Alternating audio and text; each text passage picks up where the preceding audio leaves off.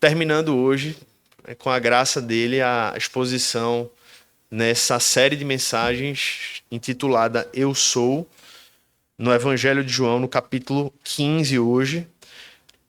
Por 7 vezes, Jesus se apresentou no Evangelho de João se denominando Eu Sou, e então ele usava uma imagem, uma metáfora para nos ensinar. A gente falou sobre Jesus como o pão da vida, a luz do mundo, a porta. Não sei se eu vou lembrar de todos, mas depois eu sou a ressurreição e a vida. Eu sou, o que mais? Quem me ajuda? Vou lembrar de. Eu sou o bom pastor.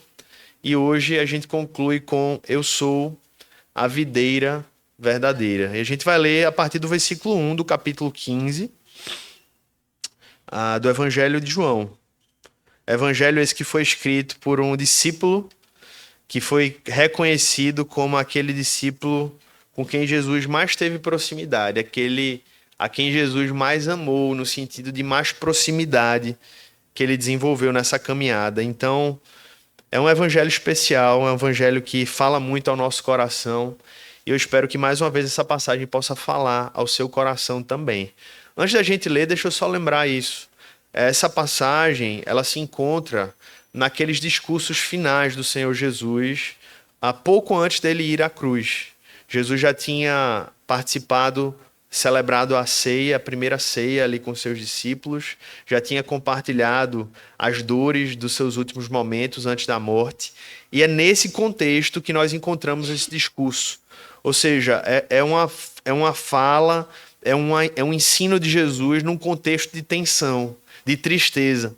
E Jesus traz palavras que vêm para instruir os discípulos nesse momento em que eles estavam em dúvida, estavam com medo, estavam ansiosos. E com certeza eu creio que pode servir também para falar o seu coração. Se porventura hoje você chega aqui temeroso, se você chega ansioso, se você chega tenso com alguma situação, que essa passagem também possa falar ao seu coração, assim como falou ao coração dos discípulos do Senhor Jesus naquele momento. Então vamos ler, crianças.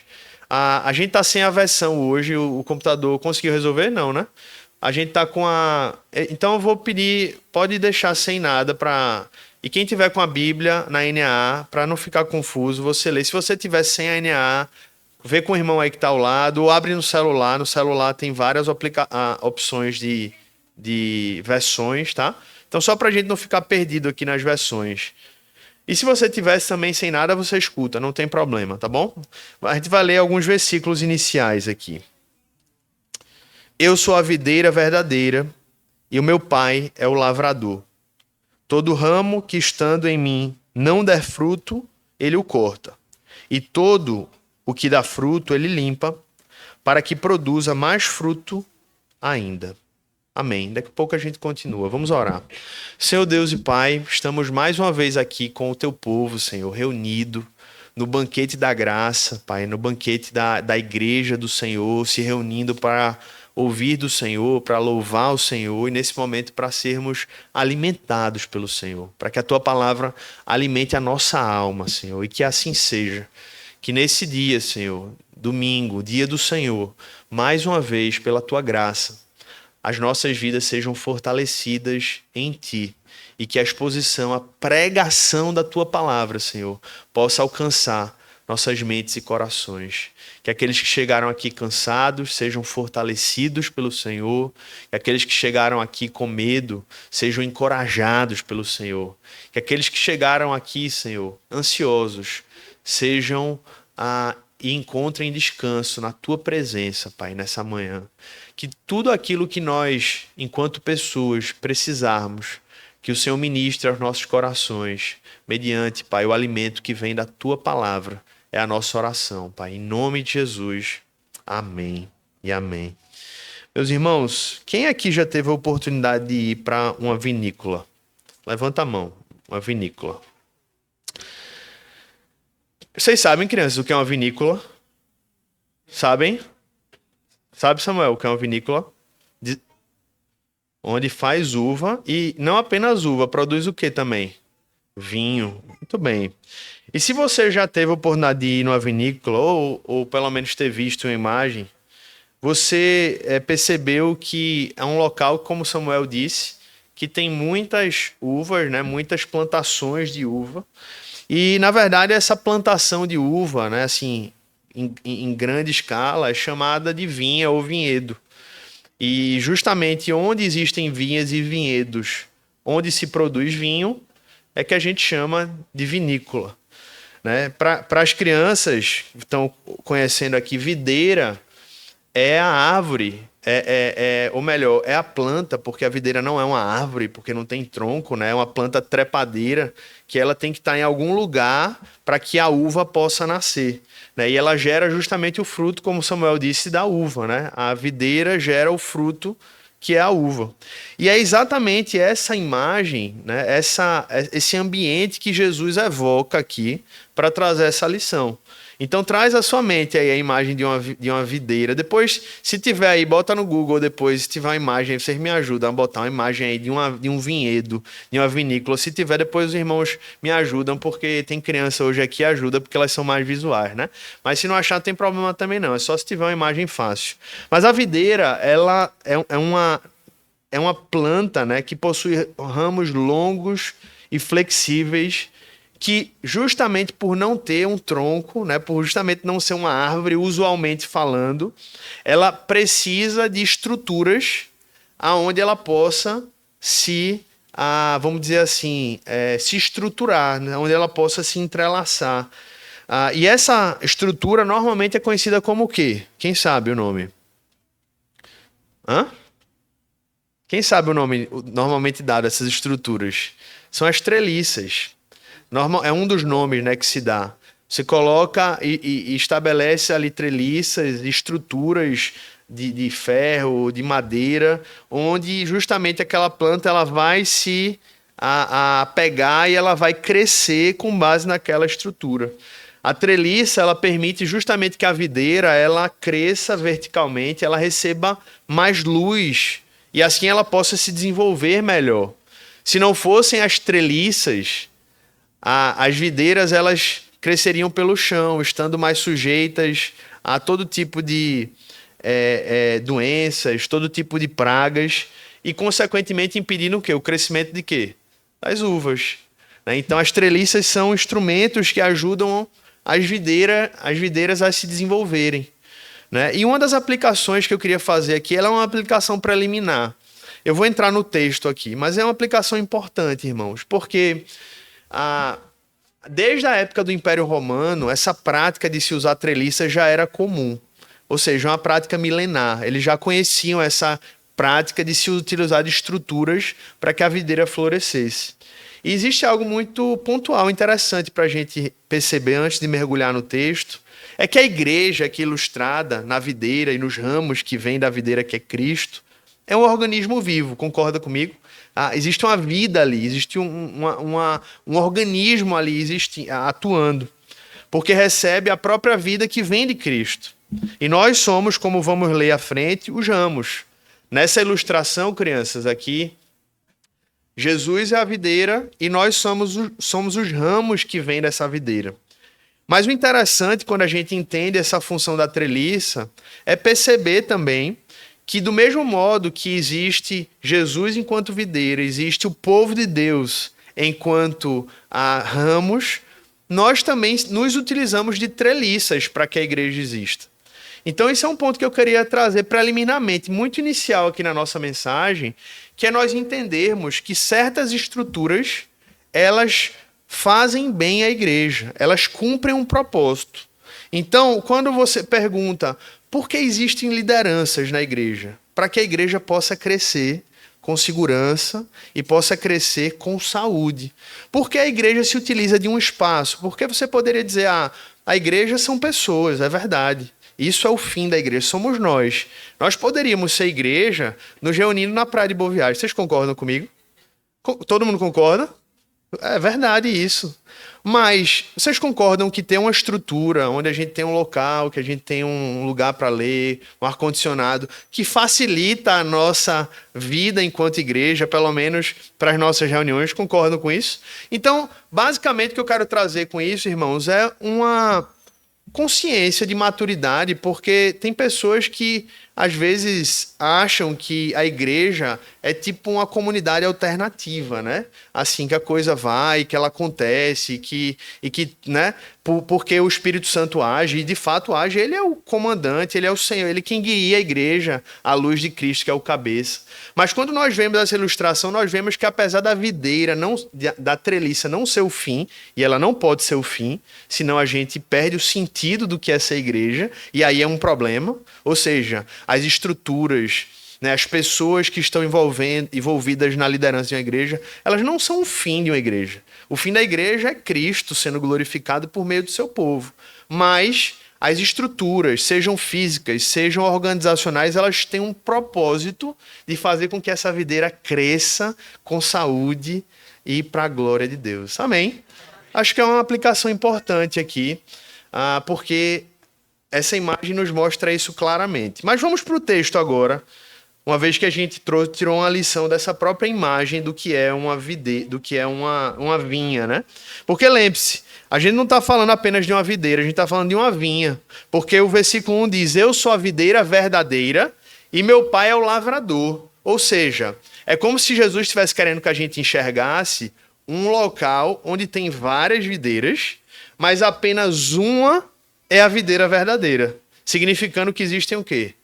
Videiras falsas. E ele diz: eu sou a videira verdadeira. Eu vou falar um pouco mais sobre isso daqui a pouco. Mas a pergunta que eu queria fazer em primeiro lugar é: por que a imagem de uma videira? Por que Jesus não escolheu uma mangueira, hein, Samuel, Pietro? Hein, a Melina e Ana Laura? Por que não escolheu uma mangueira? Por que não escolheu? Quais são outras árvores que vocês conhecem? Hein? Me ajudem aí, outras árvores. Uma mangueira, o quê? Laranjeira. Eu não sei falar isso, não. Não vou nem arriscar. Por que Jesus escolheu uma videira? Alguém tem ideia? Irmãos, a videira era uma árvore muito comum naquela região. Então, quando ele usou essa imagem, ele sabia que as pessoas que o ouviram iriam imediatamente entender o que ele estava falando. Então, esse é um primeiro motivo. Mas, em segundo lugar, é porque a videira era muito mencionada no Antigo Testamento. Existem várias passagens que associam Israel, o povo de Deus na Antiga Aliança, à videira. Então vamos ler comigo essas passagens. Abra sua Bíblia aí no Salmo 80, certo? Salmo 80, a partir do versículo 7. Eu gostei de não ter televisão, que o povo mexe na Bíblia. Vamos abolir a televisão, gente, aqui na nossa igreja. O que é que vocês acham?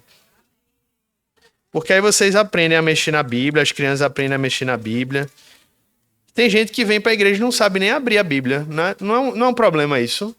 Sério, não é uma coisa que a gente precisa desenvolver. Salmo 80, a partir do versículo 7. Agora, errar salmos é um caso sério, viu? Porque é só abrir no meio, né? Salmo 80, versículo 7. A palavra de Deus diz assim, ó: restaura-nos, ó Deus dos exércitos. Faze resplandecer o teu rosto, e seremos salvos. Trouxeste uma videira do Egito, expulsaste as nações e a plantaste. Ele está falando de quem? Quem é que veio do Egito?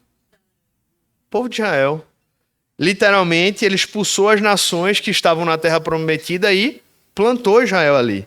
Então, claramente, ele está falando sobre o povo de Israel, o povo hebreu. Com a sombra dela, os montes se cobriram e os seus ramos se estenderam por cima dos cedros de Deus. Então, fala do crescimento. Ela estendeu a sua ramagem até o mar e os seus rebentos até o rio. E aí ele traz um problema agora.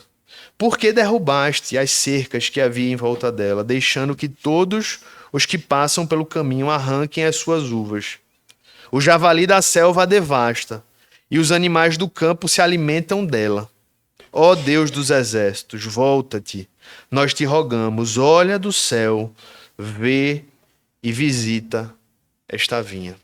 Então, primeiro, a gente vê claramente que Israel é retratado como a videira de Deus, mas por outro lado a gente vê que essa videira enfrentou problemas, essa videira foi corrompida. Vamos para Isaías capítulo 5 agora. Isaías capítulo 5, versículo 7.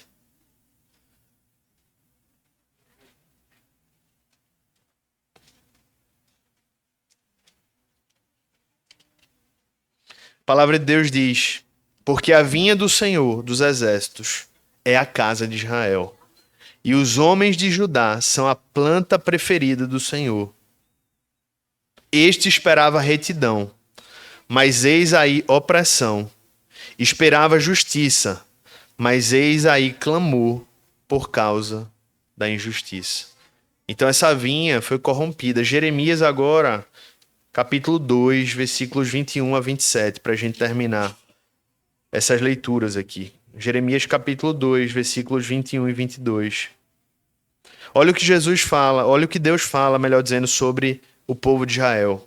Eu mesmo a plantei como videira excelente. Ou seja, eu plantei você como uma videira boa, uma videira saudável, da semente mais pura. Como então você se tornou uma planta degenerada, como de videira brava? Mesmo que você se lave com salitre e use muito sabão, a mancha da sua iniquidade continua diante de mim, diz o Senhor Deus. Então, irmãos, claramente, todo o Antigo Testamento mostrava que Israel foi plantada como essa videira por Deus, mas que essa videira foi corrompida, ela se perdeu, ela foi adulterada em seus propósitos. E é por isso que Jesus, no capítulo 15 de João, voltando aqui para o texto de João capítulo 15, ele usa claramente essa expressão e diz para aquele povo: eu sou a videira verdadeira. E quando a gente se coloca no contexto daquele povo, o que é que aquele povo estava entendendo? Ele estava entendendo, olha, na verdade, nós fomos chamados para uma missão, nós não cumprimos essa missão e agora Jesus está dizendo para nós que ele mesmo é a resposta para o problema que nós causamos. Para você entender onde eu estou querendo chegar, havia um comentário rabínico muito comum naquela época que dizia assim, um comentário rabínico, tá? É judeu, não é cristão, é judeu. Farei Adão primeiro, e caso ele venha se perder, enviarei Abraão para resolver o problema. Ou seja, eles enxergavam Abraão justamente como parte da resolução daquele problema que havia se instalado lá no Éden. Só que quando a gente olha para esses relatos, a gente vê claramente que Abraão não resolveu o problema. Porque o povo de Israel veio de quem? De Abraão. E esse povo se perdeu, esse povo não viveu aquilo que Deus esperava. Esse povo não foi luz para as nações. Esse povo não fez o seu propósito, que era ser bênção para o mundo, apresentando o Deus Yahvé.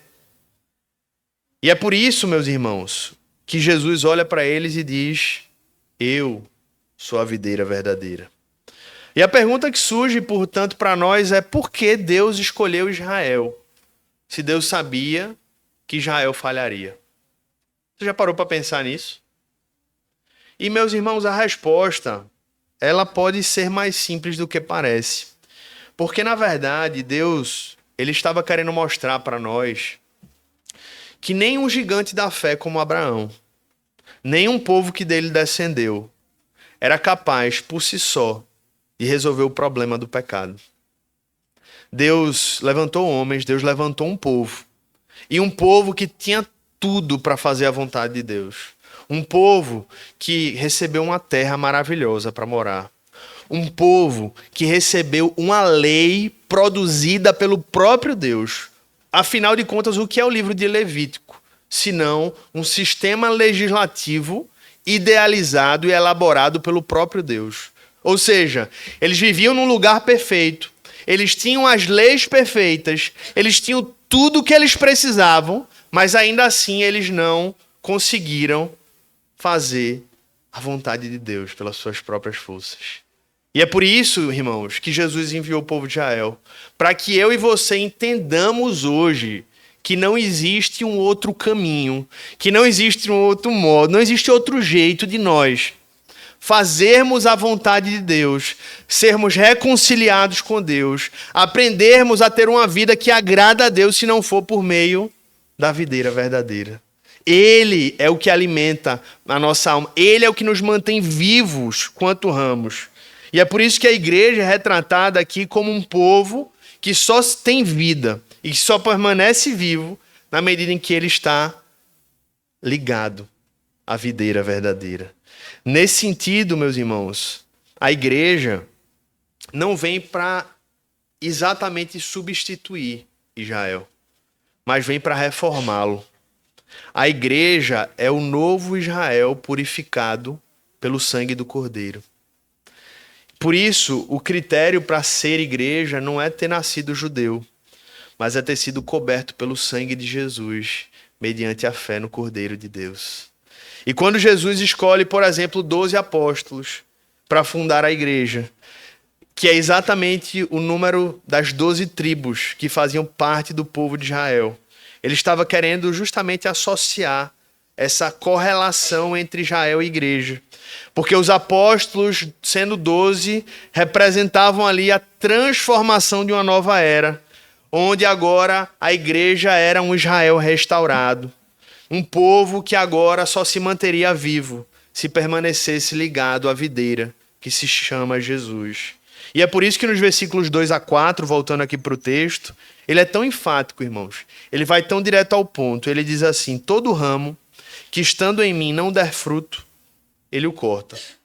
E todo que dá fruto, ele limpa, para que produza mais fruto ainda. Vocês já estão limpos por causa da palavra que lhes tenho falado. Permaneçam em mim, e eu permanecerei em vocês. Como o ramo não pode produzir fruto de si mesmo, se não permanecer na videira, assim vocês não podem dar fruto, se não permanecerem em mim. Irmãos, o grande propósito desse capítulo 15 é preparar os discípulos para a nova fase que eles viveriam. E que nova fase era essa? Muito em breve Jesus seria crucificado. Muito em breve Jesus ressuscitaria. Muito em breve Jesus seria assunto aos céus. E agora esses homens que estavam ouvindo essas palavras estariam inseridos numa missão de fazer a obra de Deus, mas sem Jesus ao lado. E o que é que os discípulos não poderiam deixar de lembrar nessa nova fase? Exatamente o que Jesus repete por várias vezes aqui nessa passagem. E eu queria fazer uma pergunta a você. O que é que mais Jesus repete nesse capítulo 15? Dá uma olhada aí. Pode chutar, não tem problema errar, não. Quais são as palavras que mais... Ou melhor, qual é a palavra que mais se repete no capítulo 15? Pelo menos do versículo 1 a 11. Pode chutar. Fruto. Permanecer. Quem mais? Videira. Quem acha que é videira, que se repete mais? Quem acha que é fruto? Quem acha que é permanecer? Permanecer. Essa é a ênfase do texto, irmãos. O verbo aqui é permanecer, que se repete ao longo do capítulo 15 todo 12 vezes, curiosamente. A grande ênfase desse texto aqui é o convite a permanecer. Por quê? Porque, irmãos, aqueles homens já tinham conhecido a Jesus. Eles já andaram com Jesus por 3 anos. E Jesus agora, prestes a deixá-los, obviamente ele deixaria o Espírito Santo, mas ele os deixaria em corpo.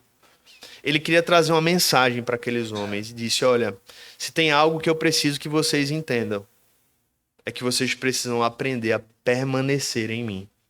É óbvio, Jesus fala de várias imagens. Ele fala sobre videira, ele fala sobre ramos, ele fala sobre dar frutos, muitas vezes. Mas a ênfase aqui desse texto, de onde decorre todos esses outros pontos aqui, é o verbo permanecer. O grande propósito de Jesus lá com eles e conosco aqui hoje, a chave é um convite à permanência. Porque quando Jesus insiste no permanecer, ele diz assim: meus amigos, que é o que ele chama lá acima no versículo 15, eu preciso que vocês entendam algo. E o que vocês precisam entender é que vocês precisam aprender a permanecer, porque vocês vão ser tentados a desistir. E trazendo isso para nós, irmãos, não é fácil, não é difícil, melhor dizendo, a gente perceber o quanto nós somos tentados a desistir de caminhar com Cristo. O quanto nós que já caminhamos com Ele, que já tivemos experiências com Ele, somos tentados a desistir de caminhar com Ele. E essa ordem que Ele dá, irmãos, permaneçam em mim, É uma advertência, é um chamado, é uma vocação que ele faz para que nós, enquanto discípulos deles, possamos olhar para ele hoje, nessa manhã, e dizer: Senhor, eu quero aprender a como permanecer em ti. Porque essa é a grande pergunta. Mas como, Senhor? Como nós permanecemos em ti? E é isso que o texto, em várias óticas aqui, vai mostrar. Em primeiro lugar, irmãos, nós precisamos entender que permanecer não é sobre, em primeiro lugar, fazer mais por Jesus. Isso é uma consequência. A primeira coisa sobre permanecer é estar mais com Jesus. Aqueles discípulos fariam muitas coisas por Jesus, mas eles só puderam fazer muitas coisas por Jesus porque eles estiveram muito tempo com Jesus. Se vocês pararem para pensar, antes do ministério se iniciar, onde Jesus os envia, sopra o Espírito sobre eles, eles passaram 3 anos com Jesus. Você percebe que o imediatismo ele não era uma pauta de Cristo. Ele passou 3 anos preparando aqueles homens. E nós precisamos começar lembrando disso, irmãos. Quanto mais nós conhecemos a Cristo e mais experimentamos da sua presença, mais frutíferos seremos. A ordem é essa. O fruto é fruto do caminhar com Jesus. Você pode repetir comigo isso? O fruto é fruto do caminhar com Jesus. Todo mundo entendeu? Vocês entenderam, crianças? Foi difícil, né? O fruto que nós geramos, ou que nós deveríamos gerar, ele é fruto de nós estarmos andando com Cristo. Portanto, o grande alvo da nossa vida, que se traduz aqui no convite a permanecer, não é o fruto. O fruto é consequência. O grande alvo da nossa vida é permanecer com Cristo. Vocês estão entendendo o que eu quero dizer? Ou seja, o nosso grande chamado enquanto cristãos não é um chamado por relevância, por exemplo. A relevância Deus dá a uma igreja na medida em que uma igreja é fiel a estar com Ele e assim gera frutos para a glória dele. Então nós precisamos entender, enquanto discípulos, irmãos, que o seu grande chamado não é buscar: Senhor, como o Senhor quer me usar em última instância. Isso é uma consequência de você estar permanecendo nele. Amém, meus irmãos? O fruto é consequência. O que ele nos chama é: permaneça em mim.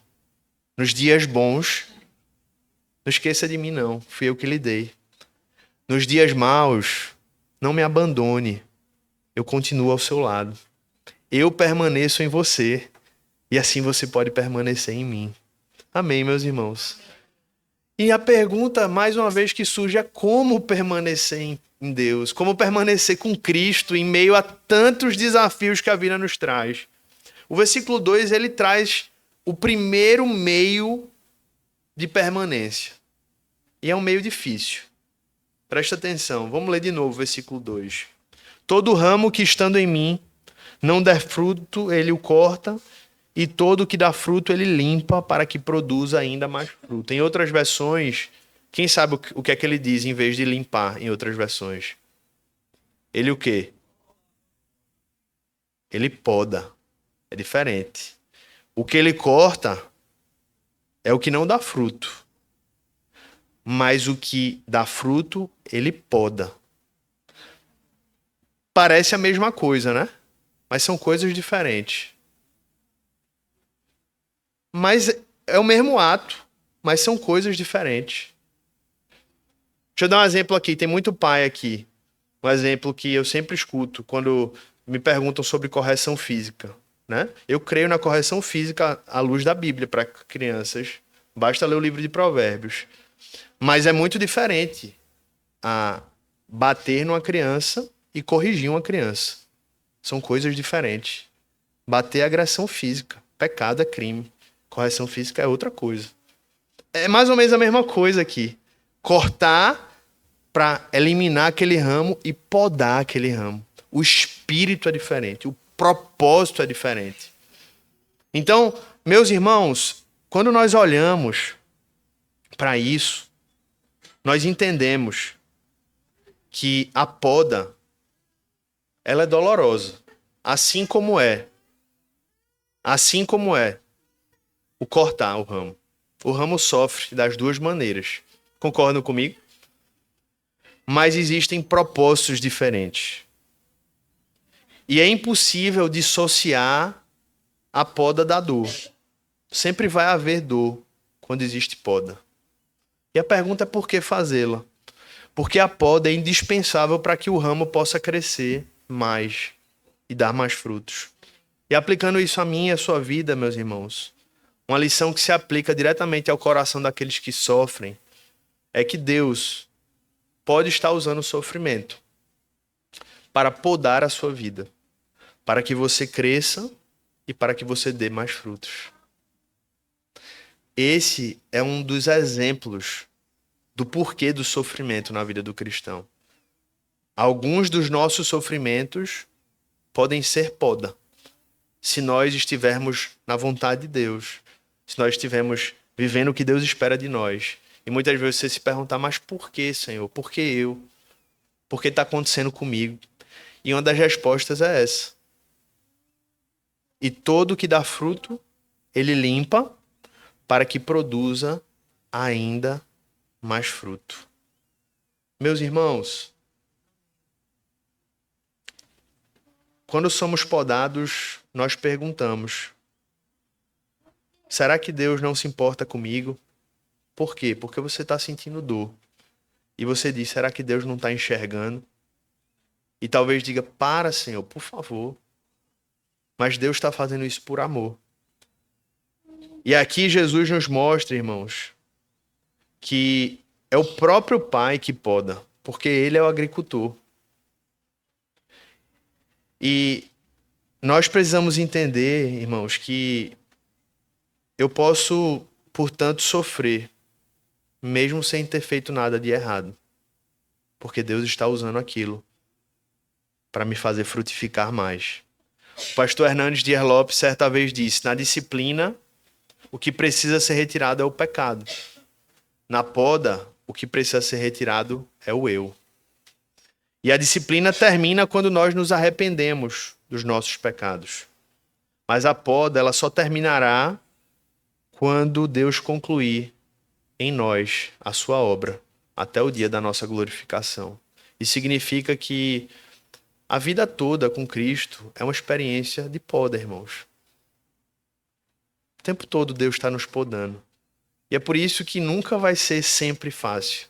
É por isso que sempre vai haver, em algum momento, em alguma instância, algum desafio. Alguma luta. Aí você pergunta, é fácil? Não, não é fácil. Mas essa dor, ela é preciosa. Porque, em primeiro lugar, ela te permite frutificar. E, em segundo lugar, porque ela te faz permanecer em Cristo. Sem a poda, você é cortado. Mas com a poda, você permanece. Então, a primeira coisa que nós precisamos aprender para permanecer é aprendermos a ser podados. Nós precisamos aprender a ser podados. Porque tem pessoas que estão sendo podadas, mas não sabem ser podadas. E sofrem ainda mais.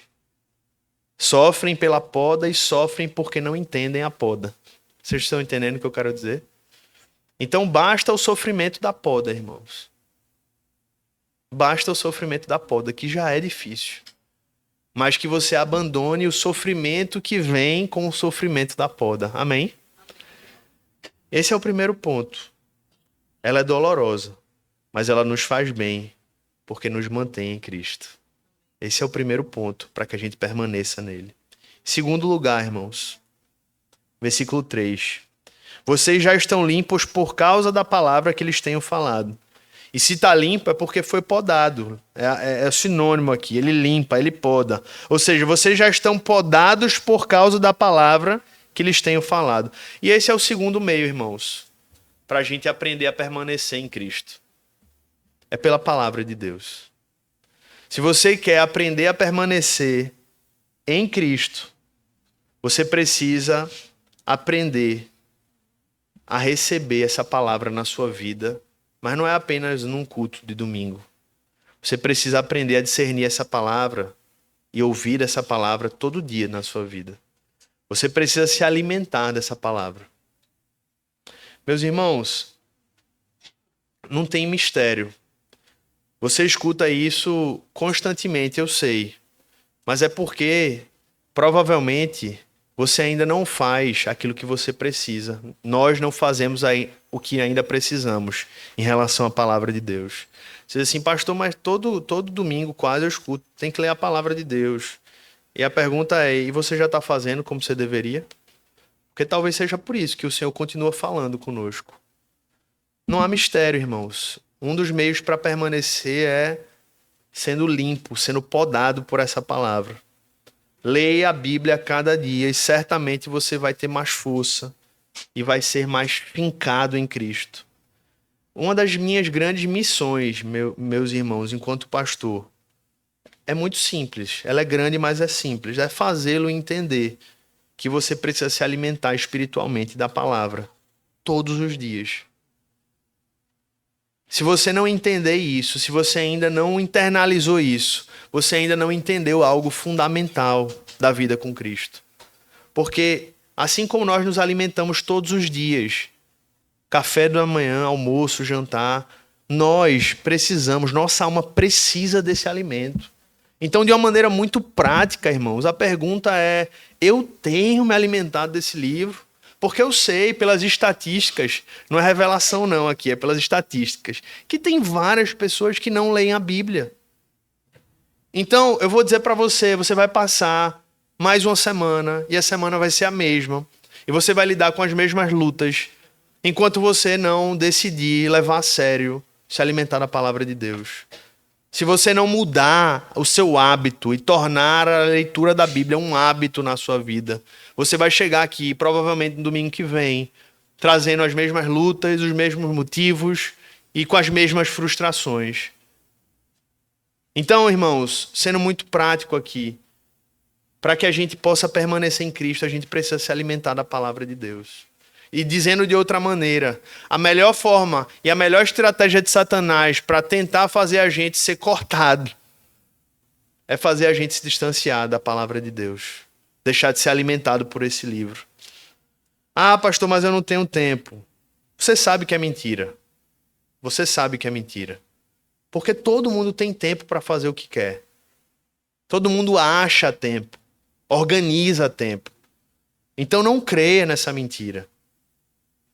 Ah, pastor, mas eu não entendo direito a Bíblia. Vai estudar. Vá ler para entender melhor a Bíblia. E enquanto estuda, leia sem entender tudo que você queria mesmo. Porque a palavra de Deus é viva e eficaz. E ela é mais penetrante do que espada de 2 gumes.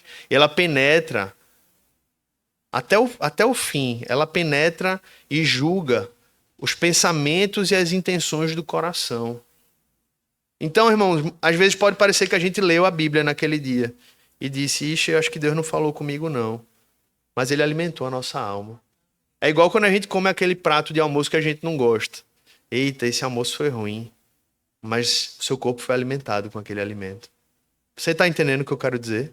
Então, leia a Bíblia se você quer permanecer em Cristo. Porque ela é a palavra de Deus. Amém, irmãos? Terceiro lugar, versículo 7. Se permanecerem em mim e as minhas palavras permanecerem em vocês, pedirão o que quiserem, lhes será feito.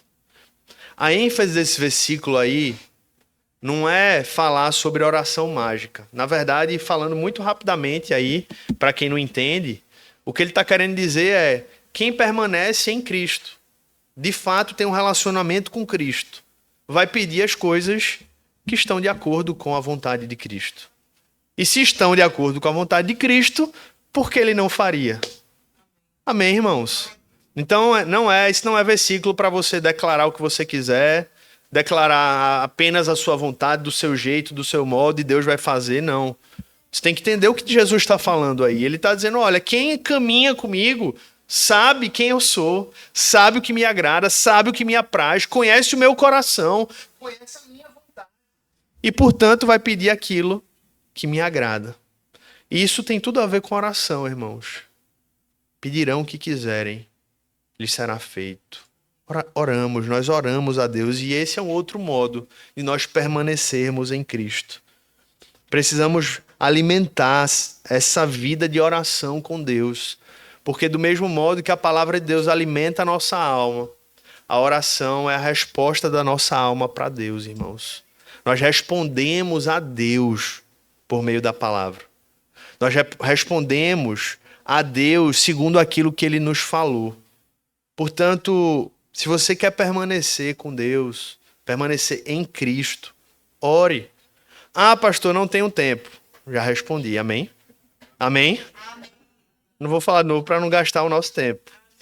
Ah, pastor, eu não sei orar. Lê a oração do Pai Nosso. Por que nós oramos o Pai Nosso todos os domingos aqui? Porque o Senhor Jesus nos deixou como modelo. Aí é muito simples. Abre o Pai Nosso, aí você lê Pai Nosso. E fala o que é que você quer falar para Deus, que é o seu Pai, que está nos céus. Ah, Ele é glorioso, Ele é poderoso, Ele está no céu. Preciso ter respeito na presença dEle.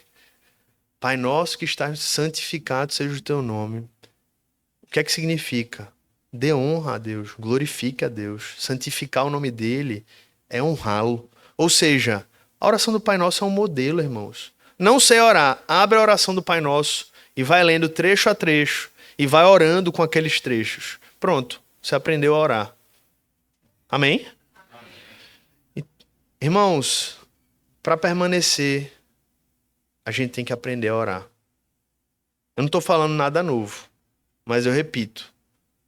Será que nós temos vivido isso? Talvez seja por isso que o Senhor está falando isso mais uma vez conosco nessa manhã.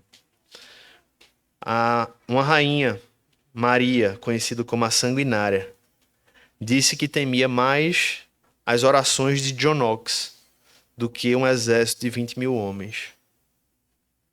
Por quê? Porque aquele homem permanecia com Cristo e o levava à oração. E a oração fazia com que Cristo respondesse a ele e fizesse a sua vontade nesse mundo. Irmãos, Deus ouve orações, Deus responde a orações. Você crê nisso? Se você não crê nisso, não entendo o que é a sua vida cristã. Deus ouve orações e Deus responde a orações. Prove disso. Experimente isso. Quando você tiver situações, ore ao Senhor e peça, Senhor, responde, Pai, me dirige, me direciona, me dá sabedoria. Eu não sei o que fazer. E veja Deus agir, meu irmão. E com certeza isso vai ser um instrumento para que você fique cada vez mais firme e permaneça em Cristo. Amém? E por fim, versículo 10. Não vou ter tempo de explorar cada versículo aqui, mas vai dar para a gente cobrir, pelo menos aqui, o texto todo.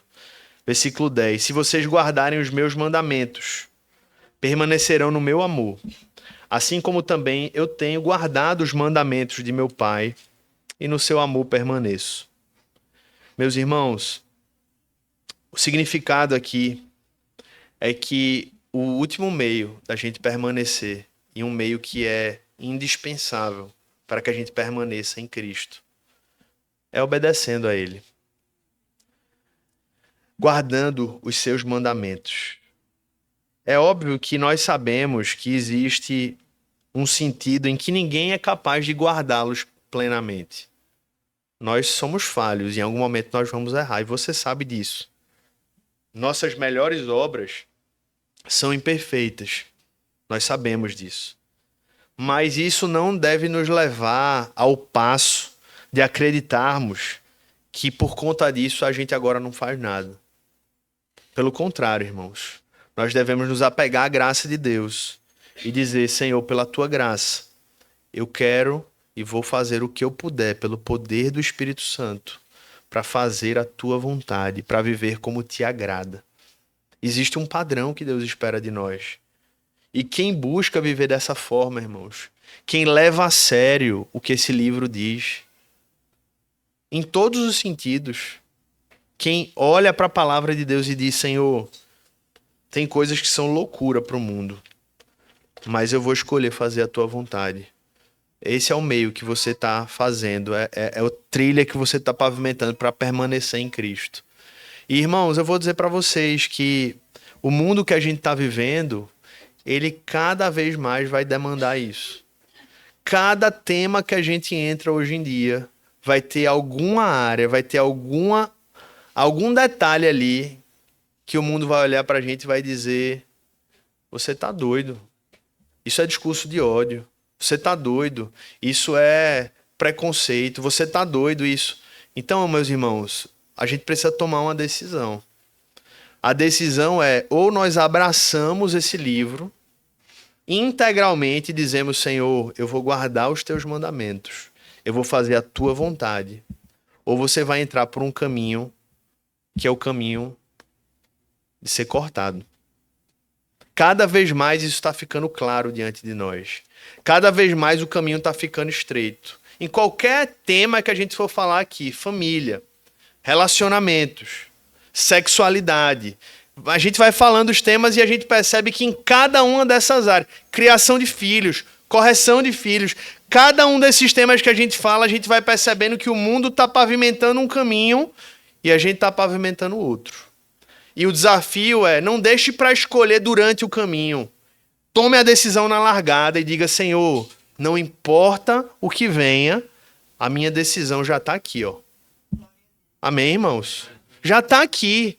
É muito mais simples. Porque a tentação é, quando essas demandas começam a surgir, se você não está com essa decisão tomada, a sua luta vai ser muito maior. Porque você vai ficar tentando contemporizar. Ah, não, mas a Bíblia... Mas a psicologia falou isso. Psicologia pode ensinar coisas boas, irmãos. Mas o que tem de ruim, tem muita coisa ruim que não está alinhado com a palavra, a gente joga fora. Amém? Amém. E isso se aplica a tudo. Todas as outras áreas. Todas as outras áreas. Portanto, irmãos, a obediência, guardar os mandamentos de Deus na vida pessoal, no padrão dos relacionamentos, no padrão familiar, no padrão de trabalho, no padrão do ser igreja. É uma decisão que você precisa tomar. E não foi sem motivo que Jesus concluiu o versículo 11 dizendo, tenho-lhe dito estas coisas para que a minha alegria esteja em vocês e a alegria de vocês seja completa. Por quê, irmãos? Porque, na verdade, muitos pensam que obedecer a Deus, orar a Deus, ler a palavra de Deus, sofrer por Deus, é algo ruim. Mas ele conclui dizendo, na verdade, tudo isso que eu estou falando aqui para vocês aprenderem a permanecer em mim, é o único meio de vocês serem verdadeiramente felizes. Como é que vocês acham que cristãos eram mortos, entregues aos leões, à fogueira, e faziam isso louvando a Deus? A única explicação é, eles eram felizes em Cristo. Eles eram alegres em Cristo. Então, quer ser feliz? Permaneça apegado a Cristo. O obedeça. Mesmo quando não fizer sentido aos olhos humanos. E eu quero concluir, meus irmãos, fazendo uma pergunta que é inevitável aqui nessa manhã. Que ramo é você na videira de Cristo? Que ramo é você? O ramo que frutifica e é podado para crescer e frutificar mais? O ramo infrutífero que é cortado e lançado fora? Ou o ramo que nem se conectou à videira? Porque tem ramos que talvez nem conectados à videira estejam. Enquanto cristãos, nós temos a responsabilidade, irmãos, que é revelar Cristo para o mundo. Veja, eu vou concluir com essa imagem aqui. Presta atenção na nossa responsabilidade. Porque À medida que uma videira cresce e que os frutos vêm, em um dado momento, quase não se vê mais a videira em si, mas se vê apenas os frutos. Isso significa que é o que nós de fato enxergamos aí. O que a maioria das pessoas vai ver de Cristo é o que elas enxergam em nós. Veja a vulnerabilidade que Jesus e o Senhor Deus se colocou. Ele assumiu o risco de ser associado a mim e a você. Veja a responsabilidade que nós temos. Ele sabia quem nós somos. Ele sabe quem você é. Mas ele aceitou e assumiu o risco de dizer: o mundo vai olhar para nós aqui. Vai olhar para você, vai olhar para a nossa igreja e vai dizer: quer dizer que então Cristo está revelado através dessas pessoas? É isso que é Jesus? Você consegue ver o peso da nossa responsabilidade? Por isso que no versículo 8, ele diz assim: nisto é glorificado meu Pai, que vocês deem muito fruto, e assim se tornarão meus discípulos. Quanto mais frutos, mais glória o nome de Deus recebe. Por outro lado, ramos infrutíferos mancham o nome de Deus. Irmãos, quero concluir dizendo que nós mais precisamos, à luz dessa passagem, é permanecer em Jesus.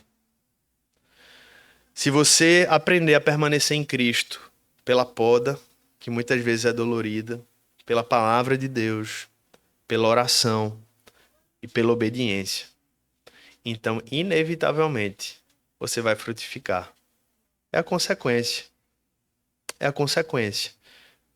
Mas sem esse caminho aí de aceitar a poda, de se mergulhar na palavra de Deus, de se dedicar à oração e de obedecer à vontade do Senhor, não haverá frutos. Então isso leva a uma reflexão. Se por acaso você tem impedido frutos de Deus em sua vida. E esses frutos aqui, só para não deixar de falar isso, meu tempo já encerrou, mas eu preciso dizer, o que são esses frutos? Esses frutos são tudo aquilo, melhor dizendo, que reflete a obra de Deus em nossas vidas, irmãos. Simples. Então, pensamentos santificados são fruto. Ações transformadas são fruto. Reações modificadas pelo Espírito Santo são fruto. Boas ações são fruto. Ajudar o que precisa é um fruto. Socorrer o necessitado é um fruto. Pregar a palavra de Deus é um fruto. Aprender a palavra de Deus é um fruto. Depender do Senhor é um fruto. Viver pela fé é um fruto. Fruto é viver uma vida que é moldada à imagem de Cristo. Uma vida que é integralmente moldada e fortalecida pelo Senhor. E eu quero convidá-lo, portanto, a permanecer no Senhor Jesus. Talvez você tenha chegado aqui hoje pensando em desistir dele. Como os discípulos pensaram. Pode ficar tranquilo, você não é a pior das pessoas. Os discípulos pensaram isso. Inclusive um desistiu e negou ele. Um chamado apóstolo Pedro, somente. Então existe graça para a sua vida nessa manhã. Graça de Deus sobre você. Mas o que você precisa é dizer: Senhor, tem misericórdia da minha vida. Se por acaso você ainda não caminha com Ele, existe graça para você também. Esse reino está aberto a todos aqueles que dizem: eu creio na videira verdadeira. Eu creio no bom pastor. Eu creio naquele que é a luz do mundo. Eu creio naquele que é a ressurreição e a vida. Eu creio. Eu creio, eu creio. Que o Senhor possa trazer aqueles que precisam ser enxertados nessa videira pela fé. Como é que eu sou enxertado? Pela fé.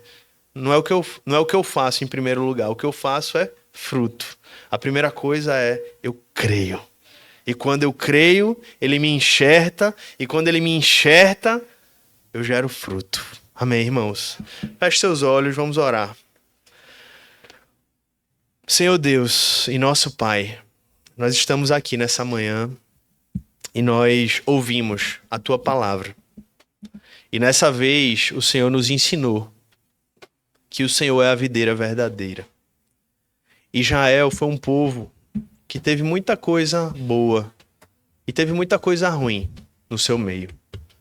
E muitas vezes o Senhor tem nos ensinado que o nosso coração tem buscado encontrar respostas em muitas videiras por aí. Mas todas são falsas. Buscamos encontrar videiras em nossos relacionamentos, buscamos encontrar videiras em nossos trabalhos, buscamos encontrar videiras em nossos entretenimentos, buscamos encontrar videiras em projetos políticos, buscamos encontrar videiras em grandes narrativas de mundo. Mas só existe um, que é a videira verdadeira. E esse se chama Jesus. Eu te peço, Pai, nessa manhã, mais uma vez, que o Senhor possa falar aos nossos corações, nos lembrando que o nosso chamado é esse. Ele é simples, mas ele é grande. É o chamado de permanecermos em Ti. Nós não abrirmos mão de uma vida ao Teu lado, Senhor. Seja nos dias bons, seja nos dias maus. Que nós permaneçamos no Senhor. Que o Senhor possa fortalecer, Pai, aqueles que chegaram aqui desanimados. Que o Senhor possa enxertar em Ti aqueles que ainda não caminhavam ao Teu lado, Pai. Trazer a convicção da fé, trazer a certeza do arrependimento e buscar, Senhor, produzir pelo poder do Espírito o desejo de uma nova vida, vivendo agora como ramo em Cristo Jesus. É a nossa oração que fazemos. Que toda igreja possa dizer amém e amém. Vamos ficar de pé para a gente encerrar o nosso culto. Quero convidar você a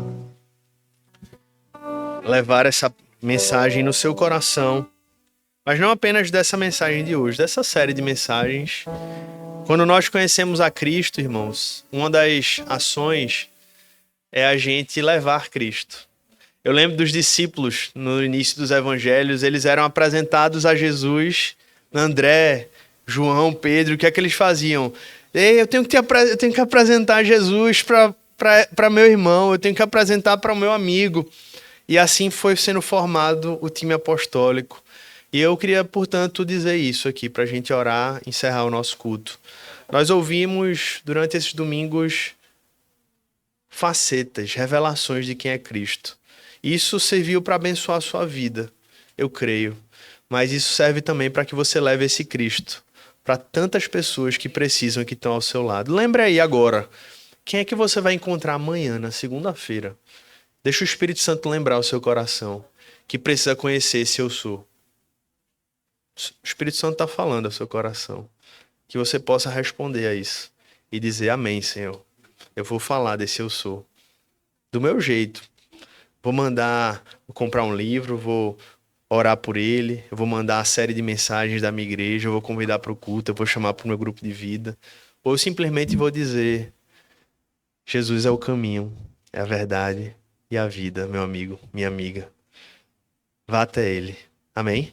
Então saia daqui com essa responsabilidade. O Senhor nos deu e o Senhor agora nos chama a transmitir isso para a glória dele. Vamos orar ao Senhor. Pai, nos despede aqui, Senhor, com a tua bênção. Fortalece o teu povo, não apenas nesse dia, não apenas nessa semana, mas em toda essa jornada de vida, onde o nosso chamado principal é permanecer, Senhor, não abrir mão. Que o Senhor seja com cada filho teu, cada filha tua. Que o Senhor abençoe as vidas, abençoe as nossas semanas, a nossa semana, abençoe as nossas famílias e que o Senhor nos envie no poder do Espírito Santo, Pai. É a nossa oração, em nome de Jesus. Amém. E antes que eu me esqueça, que eu já me esqueci, mas me lembrei agora, quero orar pelos aniversariantes.